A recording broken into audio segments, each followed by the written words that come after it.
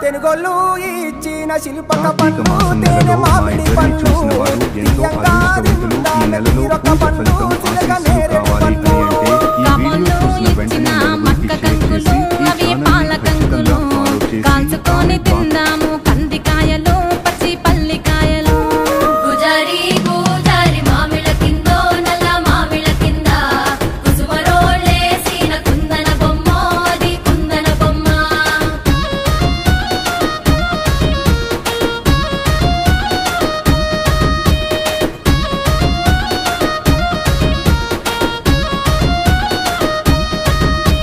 బెస్తోలు పెట్టిన పచ్చి చేపలు అవి వట్టి చేపలు